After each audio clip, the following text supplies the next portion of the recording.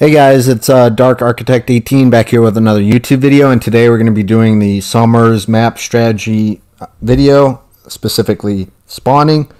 So before I get into the video, I just want to say I do ship reviews, dev strike videos, and much more. So before I start, make sure to like the video and subscribe to the channel. It helps with the YouTube algorithm, and it's free. So I would really appreciate it if you could do that. So we're going to get into the commander, then we're going to get into the modifications, and then we're going to show briefly the ship stats, and then we're going to jump straight into the gameplay, and I'm going to break it down as to how I'm going to actually push up and do all that stuff in this game. So all that's really important. You got to know the commander you're using, the intent of your ship, and how it plays, and that will really influence how you will really get a win in the end. That's the biggest part, because if you can strategically think about how you're going to play your ship and how you're going to run it with a specific commander, then you know exactly what you're going to do and how you're going to do it, and you have a plan, and you go from there. So having that will be really key to enhancing your wins and allowing yourself to understand what you can really do with the ship. So we're going to break down the commander next. So we got Vincent Mordoff. Waste Not is the main skill. We got Observant Rage. Look at Me Now. Then we have Perceptive, Sheltered Arms, and then Unstoppable. And then we got Ding Ru Chang as an inspiration, and Eric Bay. So we have a gunboat slash concealment kind of build. So we're enhancing the main guns is the biggest thing with the Summers. So next thing we're going to be doing is actually the modifications that'll be coming up. So we have our aiming systems mod 1 in the first slot. In the second slot we have steering gears mod. Then we have concealment, and then we have main battery mod 3 in the last slot. So we're going concealment and more guns with the modifications as well. The reload is pretty good.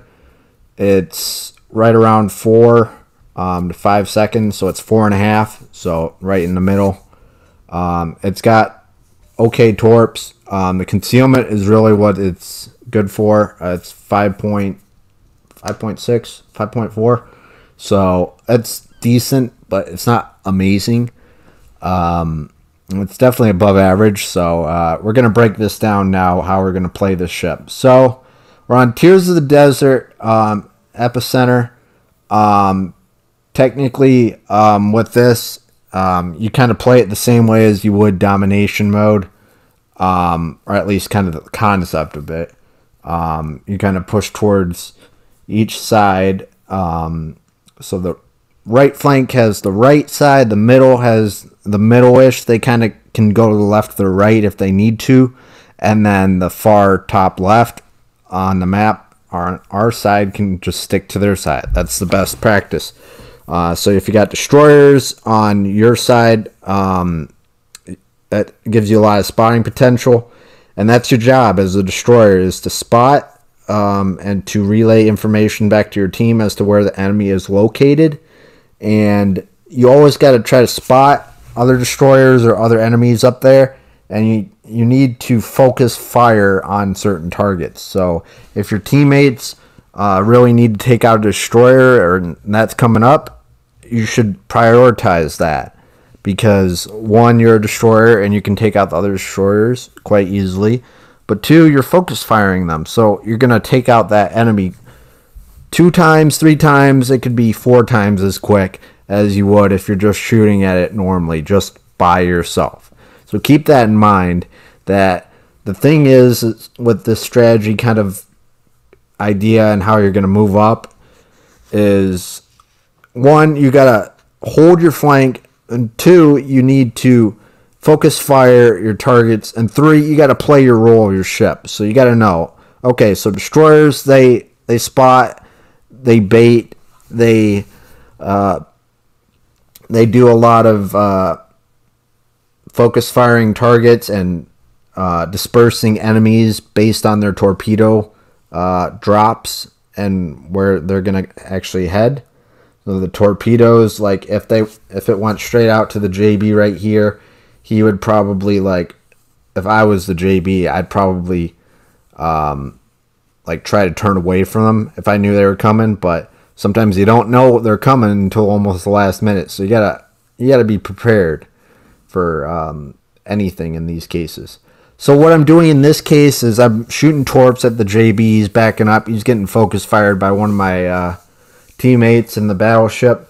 So I'm trying to drop some torps and get him distracted because he's just backing up.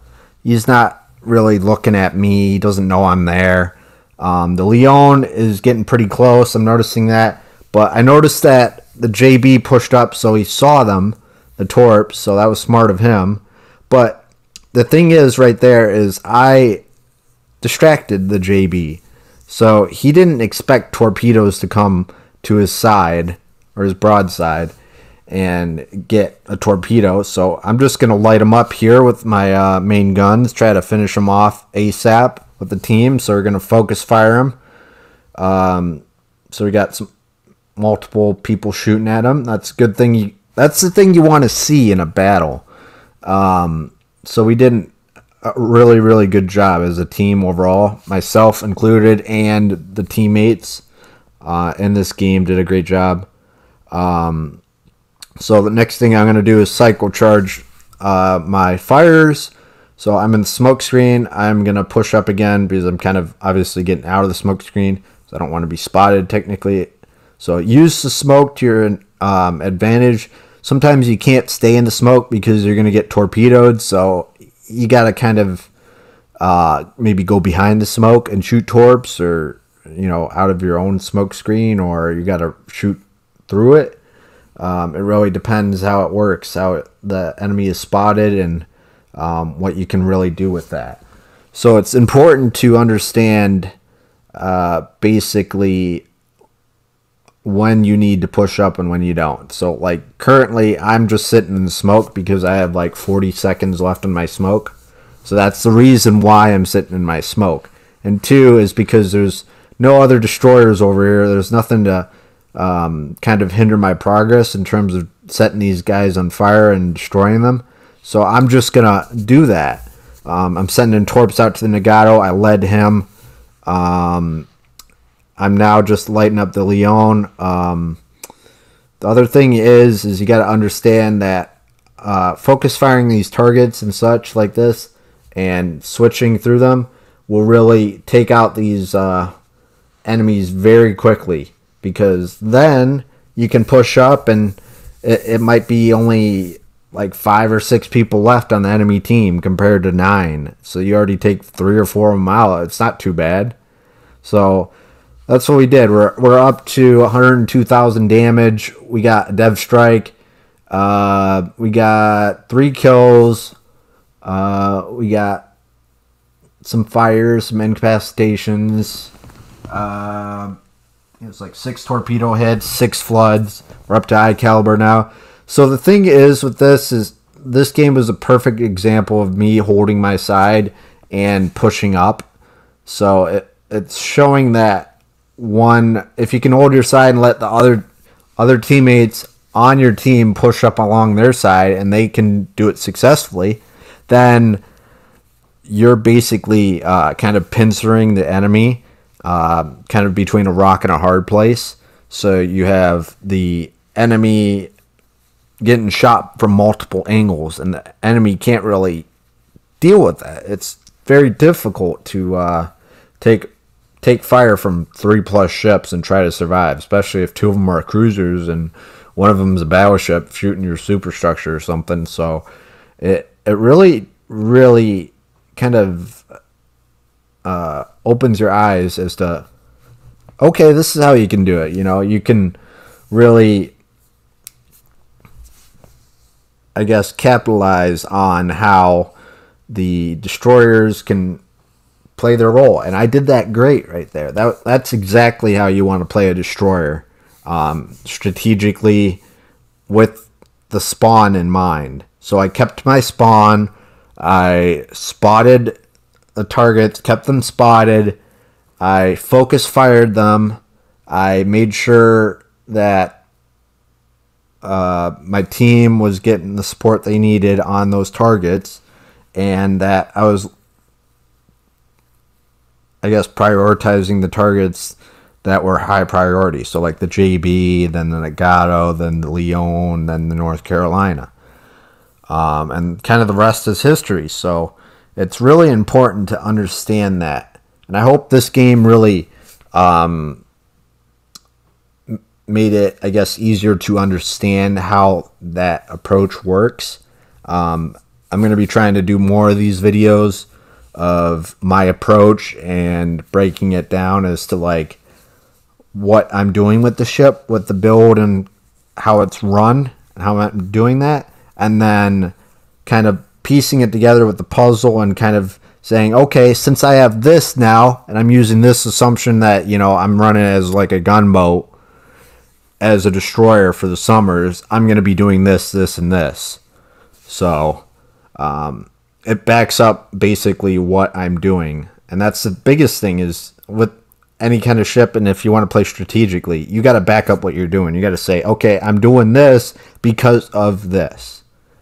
I am pushing this Friesland up because he's getting crossfired by multiple people, and he's not able to deal with that. So I'm just taking him out quite easily. So he's having a very difficult time here. So I'm going to be changing my guns location where I'm firing to mix it up. And yeah, that's how you do it. So it really comes down to understanding how your ship can impact the battle and how you got to play it right. Excuse me. So I hope you guys enjoyed the video. We are just about there. Appreciate everyone's time for watching the video. If you want me to do more of these videos, just let me know. Comment down below if there's something you want me to look into more, like regarding these videos. For strategy, I'd definitely love to hear it. So my goal is to make the community better, or more knowledgeable in things that I know, or the abilities and strategies that I know regarding the game. So if I can spread that knowledge to more people, whether that's veterans or intermediates or just new players in general, everyone has something to learn. There's I'm not perfect. Nobody's perfect. So I just want to make sure everyone's getting better and the teams are playing better overall. The games are getting better. A couple other people are getting better. The games overall will lead to more wins and more excitement as you kind of learn how to play the game strategically. And that really will make the game have a larger fun factor, which that's what you want with the game, is more fun. So really appreciate everyone's time. Hope you guys enjoyed it. Comment down below what you think of this video, and also make sure to like the video and subscribe to the channel if you enjoyed the video. Really appreciate it. And yeah, thanks for tuning in. Peace.